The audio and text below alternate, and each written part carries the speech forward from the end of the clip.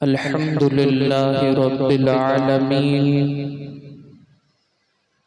والعاقبة للمتقين والصلاة والسلام على سيد الأنبياء والمرسلين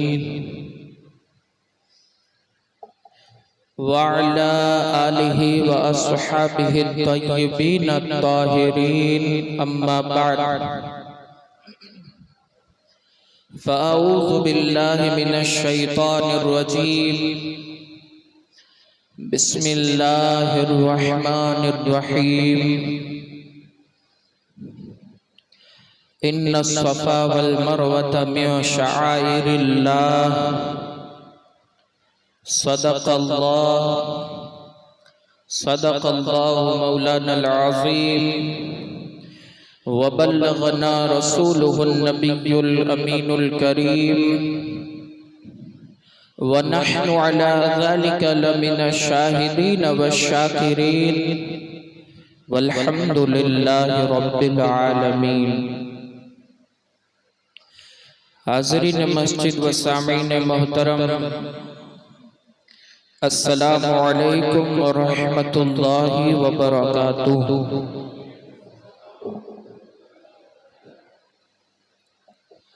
پڑھیے الصلاۃ والسلام علیک یا رسول اللہ، الصلاۃ والسلام علیک یا حبیب اللہ،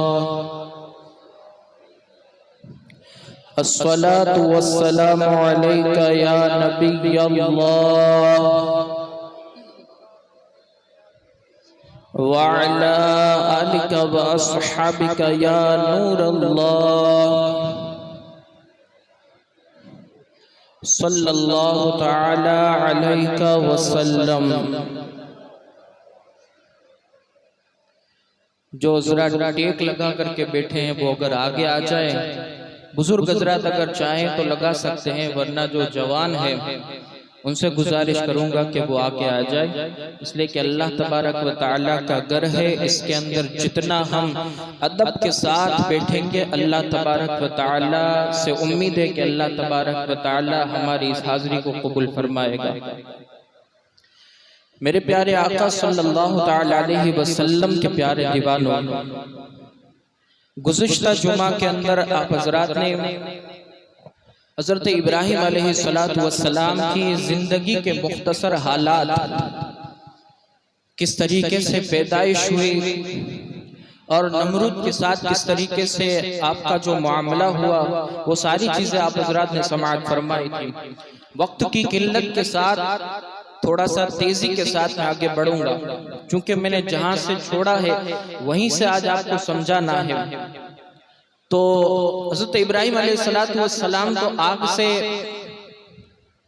بالکل عزت و وقار کے ساتھ نکلے، لیکن اب اس نمرود کا کیا ہوا، اس کے ساتھ کیا معاملہ ہوا، تو اس کے بارے میں روایت میں ہے کہ اللہ تبارک و تعالی ہر ظالم کو تھوڑا سا وقت دیتا ہے، تھوڑی سی ڈھیل دیتا ہے، لیکن کبھی نہ کبھی اس کی پکڑ اللہ تبارک و تعالیٰ ضرور فرماتا ہے. جو ظالم ہوتا ہے، جو نبی سے دشمنی اور بغاوت کرتا ہے، ان سے عداوت کرتا ہے، پھر اس کا انجام تو بہت ہی سخت اور بہت برا ہونے والا ہے. اس لیے ہمیں بھی یہاں سے درس یہ حاصل کرنا چاہیے کہ کبھی بھی نبی سے دشمنی حاصل نہ کریں، کبھی بھی نبی سے دشمنی یا نبی کی آل اولاد سے دشمنی کا معاملہ نہ کریں. تو بہرحال جو نمرود ہے مردود، اب اس کے ساتھ معاملہ یہ ہوا کہ اللہ تبارک و تعالیٰ نے اس کی گرفت فرمائی. ایک مرتبہ اللہ تبارک و تعالیٰ نے اب اس کو ختم کرنے کے لیے، اسے فنا کرنے کے لیے اللہ تبارک و تعالیٰ نے ایک لنگڑے مچھر کو اس کے پاس بھیجا. اب یہاں پر نقطہ دیکھیں کہ اللہ تبارک و تعالیٰ اگر پکڑ کرنا چاہے تو کوئی بڑی چیز نہیں بھیجتا، کوئی بڑی مخلوق نہیں بھیجتا، کوئی بڑے ہتھیار نہیں بھیجتا، کسی اور طریقے سے اللہ تبارک و تعالیٰ اس کا حشر نہیں فرماتا، مگر اللہ تبارک و تعالیٰ اگر چاہے تو چھوٹے سے مچھر سے بھی اللہ تبارک و تعالیٰ اس کو ختم کر سکتا ہے۔ تو بہرحال اللہ نے اس کے پاس ایک لنگڑا مچھر بھیجا، اور اللہ نے اس کو حکم دیا کہ نمرود کے ناک سے ہو کر کے اس کے دماغ تک جاؤ۔ اب جو لنگڑا مچھر تھا وہ دماغ تک پہنچ گیا، اور دماغ میں جانے کے بعد اس کو ستانے لگا، اس کو پریشان کرنے لگا۔ اب نمرود کی حالت یہ ہو گئی کہ اب وہ کہیں اس کو چین نہیں پڑتا، درد سر کی وجہ سے، سر کے درد کی وجہ سے اب وہ یہاں بھاگتا ہے، وہاں بھاگتا ہے، اس حکیم کے پاس، اس حکیم کے پاس، لیکن طرح طرح کے نسخے آزمانے کے بعد کہیں بھی اس کو چین نہیں ملا۔ ایک ماہر طبیب کے پاس گیا۔ اب وہ ماہر طبیب جان گیا تھا کہ یہ اپنے آپ کو خدا کہلانے والا، اپنے آپ کو خدائی کا دعویٰ کرنے والا یہ ظالم ہے، اور یہ بہت ہی برا شخص ہے، اس کے ساتھ حشر ایسا ہی ہونا چاہیے۔ اب اس نے ایک نسخہ عطا فرمایا کہ بادشاہ اگر آپ کو آرام چاہیے تو ایک پرانی چمڑے کی چپل لو اور اس چپل کو اپنے سر پر مارو، تم کو آرام مل جائے گا۔ بادشاہ نے حکم دیا کہ پرانے چمڑے کی چپل منگاؤ۔ جیسے ہی لائی گئی، ایک شخص کو مقرر کیا اس کے سر پر مارنے کے لیے۔ جیسے ہی وہ شخص اس کے سر پر چمڑے کی چپل کو مارتا، وہ لنگڑا مچھر کچھ دیر کے لیے خاموش کونے کے اندر، دماغ کے اندر بیٹھ جاتا، جس کی وجہ سے اس کو آرام مل جاتا۔ اب یہ سمجھنے لگا کہ اب اس کا جو ہے وہ علاج شروع ہو گیا ہے، کچھ دنوں کے اندر وہ اچھا ہو جائے گا۔ لیکن جیسے ہی چپل مارنا بند ہو جاتا، پھر وہ اندر میں پریشان کرنا شروع ہو جاتا۔ اب یہ ہوا کہ پھر سے مارا جائے۔ اس طریقے سے مارتے مارتے مارتے مارتے روایت میں آیا کہ اس کا سر پھٹ گیا اور اس کا دماغ جو ہے وہ سر سے باہر نکل گیا۔ اس طریقے سے اس ظالم کا جو ہے وہ حشر بہت ہی خطرناک ہوا، وہ اس دنیا سے برباد ہو گیا، چلا گیا۔ اللہ تبارک و تعالیٰ نے ایک مچھر کے ذریعے سے اس کو تہس نہس کر دیا، اس کو فنا کر دیا۔ تو یہ حضرت ابراہیم علیہ السلام کی دشمنی اور عداوت کی وجہ سے اور اپنے آپ کو خدا کہلوانے کی وجہ سے اللہ تبارک و تعالیٰ نے اس کا انجام بہت برا فرمایا۔ اس لیے ہمیں بھی چاہیے کہ کبھی نبی کی شان میں گستاخی نہ کریں۔ جو لوگ نبی کی شان میں گستاخیاں کرتے ہیں، اللہ ان کو تھوڑی سی ڈھیل ضرور دیتا ہے، تھوڑا سا موقع اللہ تبارک و تعالیٰ عطا فرماتا ہے کہ شاید کہ یہ بندہ پلٹ آ جائے، اپنی جو ہے وہ گناہ سے توبہ کر لے، نبی کی شان میں گستاخیاں بند کر دے۔ ایسے ایسے موقع بھی اللہ تبارک و تعالیٰ عطا فرماتا ہے کہ شاید یہ سدھر جائے۔ لیکن جب معاملہ حد سے بڑھ جاتا ہے، پھر اللہ تبارک و تعالیٰ جو ہے وہ اس کے ساتھ برا معاملہ فرماتا ہے، کیونکہ اللہ کا قرآن کے اندر وعدہ ہے ان بطش ربک لشدید، بے شک تیرے رب کی پکڑ بہت سخت ہے۔ تو جب اس کی پکڑ سخت ہے اور وہ اپنی پکڑ پر آ جاتا ہے تو کسی کی مجال نہیں کہ کوئی چھوڑا سکے۔ تو یہ سارا معاملہ ہوا۔ اب بہرحال حضرت ابراہیم علیہ السلام بابل سے تشریف لے گئے ملک شام کی طرف۔ بابل شہر سے ملک شام کی طرف گئے اور وہاں پر تھوڑے دن سکونت پذیر اختیار ہوئے، اور پھر وہاں سے جو ہے وہ مصر کی طرف روانہ ہوئے۔ اب مصر کے اندر ایک اور بادشاہ تھا جس کا معاملہ یہ ہوتا تھا کہ جب بھی کسی کی جو ہے وہ نئی شادی ہونے والی ہوتی تو نئی نویلی دلہن کو اس بادشاہ کے پاس لایا جاتا تھا، وہ مصر کے بادشاہ کے پاس۔ اگر وہ اسے بھا جاتی، وہ اسے پسند آ جاتی، تو پھر وہ بادشاہ اس دلہن کو اپنے پاس رکھ لیتا تھا، اور اگر نہیں پسند آتی تو پھر اسے واپس روانہ کر دیتا تھا۔ اب حضرت ابراہیم علیہ السلام حضرت سارہ رضی اللہ تعالیٰ عنہ جو ان کی زوجہ ہے، ان کی وائف ہے، ان کی بیوی ہے، ان کے ساتھ میں ملک شام سے مصر کی طرف گئے۔ کسی شخص نے بادشاہ سے کہا کہ ایک مسافر ہے، اس کے ساتھ میں اس کی بیگم ہے، اس کی بیوی ہے جو نہایت حسین و جمیل ہے، کیوں نہ آپ کے پاس بلوایا جائے۔ بادشاہ نے حکم دیا کہ اس مسافر کو اور اس کی بیوی کو لایا جائے۔ اس بادشاہ کے دربار میں لائے گئے۔ حضرت ابراہیم علیہ السلام کو دربار سے باہر رکھا گیا۔ اور ان کی زوجہ حضرت سارہ کو اندر میں ایک کمرے کے اندر بلایا گیا.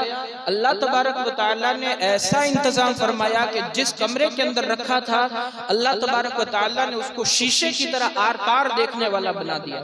حضرت ابراہیم علیہ السلام باہر سے سارا ماجرا دیکھ رہے تھے کہ حضرت سارہ کے ساتھ کیا معاملہ ہو رہا ہے. بہرحال حضرت سارہ ان کے گھر میں ان کے کمرے کے اندر گئی. اب بادشاہ کی جو ہے وہ خواہش تھی کہ اس نہایت حسین و جمیل عورت کے ساتھ جو ہے وہ اپنی نفس کی خواہش پورا کرے. تو اس نے جیسے ہی اپنے ہاتھ کو اس کی طرف بڑھایا, حضرت سارہ رضی اللہ تعالی عنہ کی طرف بڑھایا, حضرت روایت کے اندر آتا ہے کہ حضرت سارہ کی طرف جیسے ہی اس نے ہاتھ بڑھایا اس کا ہاتھ خشک ہو گیا, اس کا ہاتھ رک گیا, اس کا ہاتھ سوکھ گیا, ہلنے ڈلنے نہیں لگا, وہ بند ہو گیا. اب وہ یہ سارا ماجرا دیکھ کر کے اس نے کہا کہ یہ کیسے ہوا؟ تو حضرت سارہ نے کہا یہ اللہ تبارک و تعالیٰ کی طرف سے ہے, تم اپنے گناہ سے توبہ کر لو, اللہ تبارک و تعالیٰ تمہیں اچھا کر دے گا. اس نے جو ہے وہ حضرت سارہ سے معافی مانگی اور اللہ تبارک و تعالیٰ کی بارگاہ میں دعا کرنے کے لیے کہا کہ آپ دعا فرما دیجئے میرے لیے کہ میرا ہاتھ جو ہے وہ اچھا ہو جائے. اب جیسے اس کا ہاتھ اچھا ہوا پھر اس کی دل کی کایا بدلی, پھر اس کی نیت چینج ہوئی. اس نے پھر سے حضرت سارہ کی طرف اپنا ہاتھ بڑھایا, پھر اس کا ہاتھ خشک ہو گیا. اس طریقے سے کرتے کرتے جب بارہا ایسا معاملہ ہوا تب حضرت سارہ نے کہا کہ یہ سارا معاملہ غلط ہے, تم اپنے گناہ سے باز آ جاؤ, یہ ٹھیک نہیں ہے. اس نے کہا کہ اب میں سچے دل سے توبہ کرتا ہوں, آپ اللہ کی بارگاہ میں دعا کر دے کہ مجھے اچھا ہو جائے, مجھے شفا مل جائے, اب آئندہ کبھی میں آپ کو پریشان کرنے کی کوشش نہیں کروں گا. جیسے حضرت سارہ نے یہ دعا فرمائی اس کا ہاتھ فوراً ٹھیک ہو گیا. یہ سارا واقعہ حضرت ابراہیم علیہ السلام باہر سے ملاحظہ فرما رہے, باہر سے دیکھ رہے. اب حضرت ابراہیم علیہ السلام اور حضرت سارہ جب یہ بادشاہ کے پاس سے جانے لگے تو بادشاہ نے کہا کہ آپ نے مجھے اچھا کر دیا, اس لیے میں آپ کو ایک کنیز سونپتا ہوں. اس وقت کے اندر, اس دور کے اندر کنیز اور غلام کا معاملہ ہوتا تھا. کنیز رکھا کرتے تھے, اپنے پاس خدمت کے لیے غلام رکھا کرتے تھے. تو جیسے ہی اس کو اچھا ہو گیا اس نے کہا کہ انعام کے طور پر میں آپ کو میرے پاس سے ایک پاکیزہ کنیز آپ کو میں عطا فرماتا ہوں. چونکہ اس کے پاس حضرت حاجرہ رضی اللہ تعالی عنہ کنیز کے طور پر تھی. اب حضرت حاجرہ کو انہوں نے بخشا حضرت ابراہیم علیہ السلام کے حوالے, حضرت سارہ کو بخشا, اور پھر حضرت سارہ رضی اللہ تعالی عنہ جو ان کی بیوی تھی حضرت ابراہیم علیہ السلام کی, انہوں نے کہا کہ آپ سے جو ہے وہ مجھ سے جو ہے وہ آپ کو اولاد نہیں ہوئی ہے. ایک طویل عمر کے اندر پہنچنے کے بعد حضرت ابراہیم علیہ السلام کو اولاد نہیں ہوئی تھی. حضرت ابراہیم کو کوئی اولاد نہیں تھی سارہ رضی اللہ تعالی عنہ سے.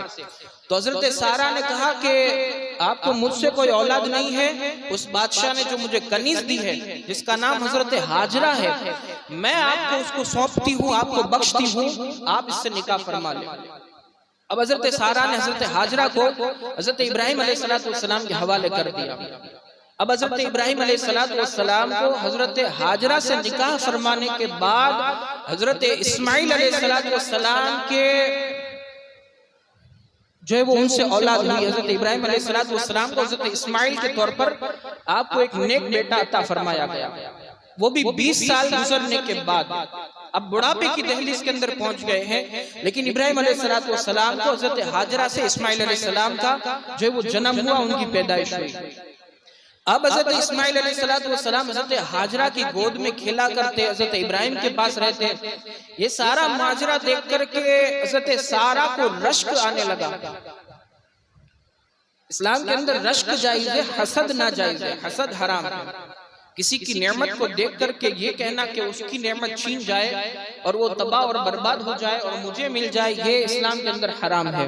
لیکن اسلام کے اندر ایک اور طریقہ ہے جس کو رشک کہتے ہیں, رشک جائز ہے. تو حضرت سارہ کو رشک ہونے لگا کہ حضرت حاجرہ کو نیک بیٹا ہوا اور مجھے نہیں ہوا.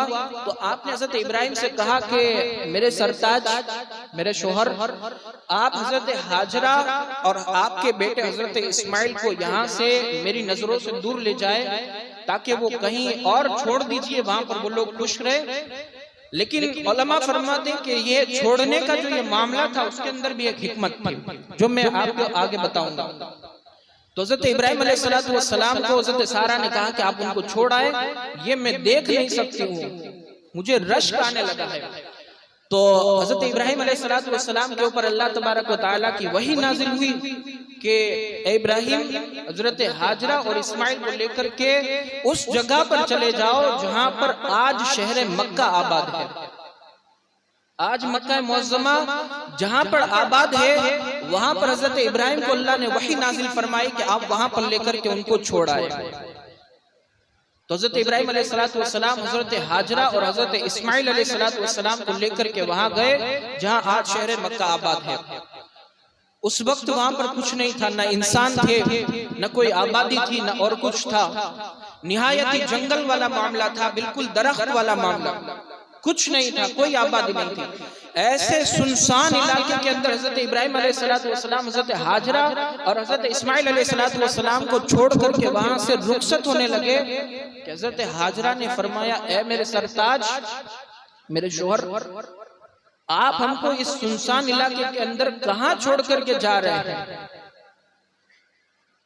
حضرت ابراہیم نے کوئی جواب نہیں دیا۔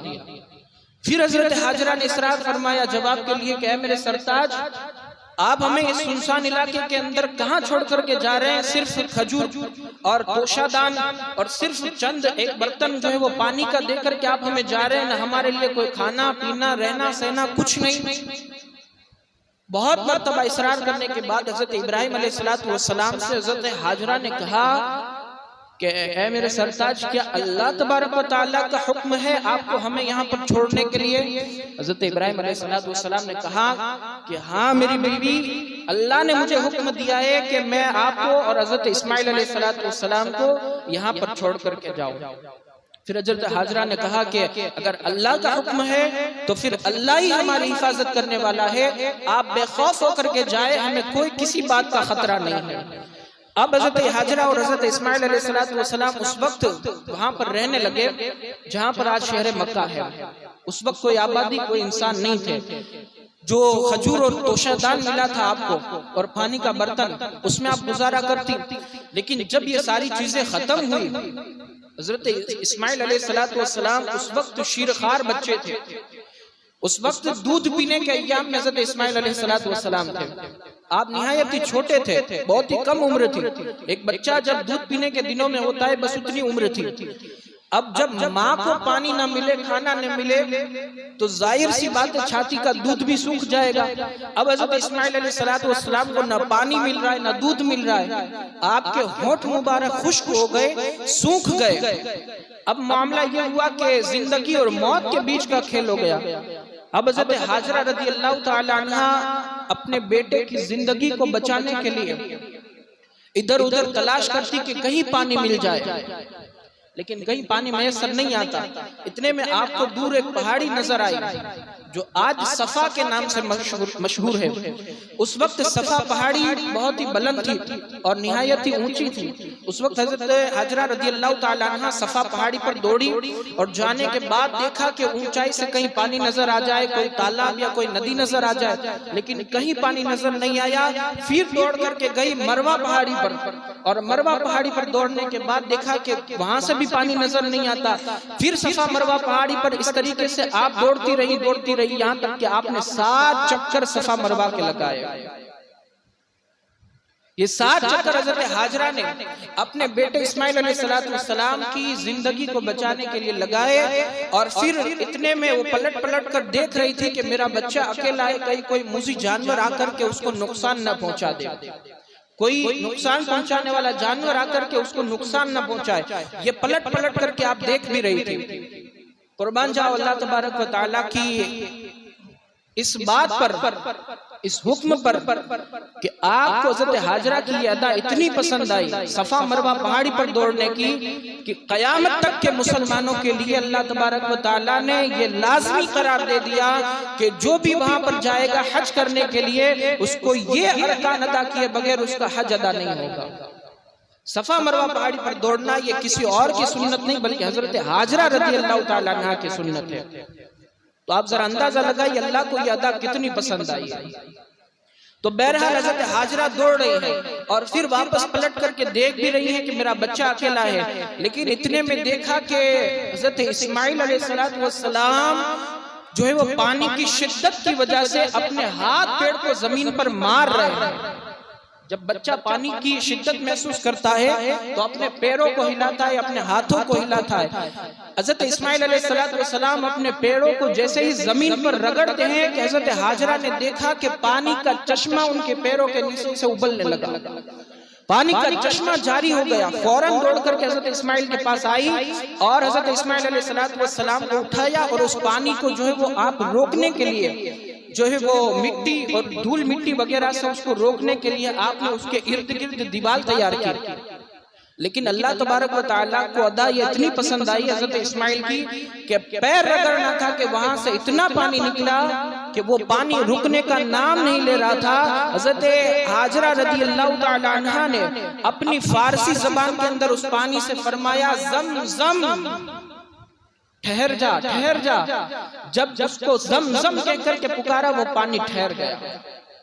حضرت جو ہے وہ حضور صلی اللہ علیہ وسلم حدیث پاک کے اندر ارشاد فرماتے ہیں کہ اگر حضرت حاجرہ اس پانی سے یہ زم زم کہہ کر کے نہ پکارتی تو حضور صلی اللہ علیہ وسلم فرماتے ہیں کہ وہ پانی پوری دنیا کے انسانوں کے لیے وہ کافی ہو جاتا۔ یہ ایک نبی کے قدموں کی برکت ہے۔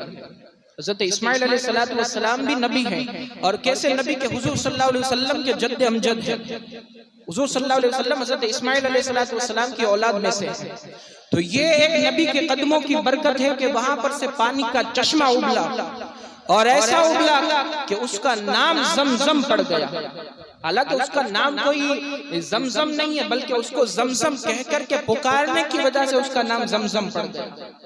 اور ایسا زمزم کہ تمام حجاج کرام جب وہ حج کرنے کے لیے عمرہ کرنے کے لیے جاتے ہیں تو ایسی زمزم کی فضیلت ہے کہ جس نیت کے ساتھ آپ اس زمزم پانی کو پیئیں گے اللہ تبارک و تعالی آپ کی تمام خواہشات کو پورا فرمائے گا۔ آپ کو بھوک لگی ہے، آپ بھوک کی نیت سے پی لیجئے، آپ کی بھوک مٹ جائے گی۔ آپ کو اولاد نہیں ہے، آپ اولاد کی نیت سے پی لیجئے، آپ کو اولاد میسر آ جائے گی۔ جس تمنا کے لیے آپ زمزم پانی کو پیئیں گے اللہ اس کی رحمت اور اس کی برکت کی وجہ سے اس کی تمنا کو پورا فرمائے گا۔ تو اللہ کو یہ عطا اتنی پسند آئی، تو یہ کسی اور کے قدموں کی برکت نہیں بلکہ جو ہے وہ اللہ تبارک و تعالیٰ کے ایک نبی کے قدموں کی برکت ہے۔ تو حضرت اسماعیل علیہ السلام نے جیسے پیڑ رگڑا وہاں سے زمزم کا پانی ابلا۔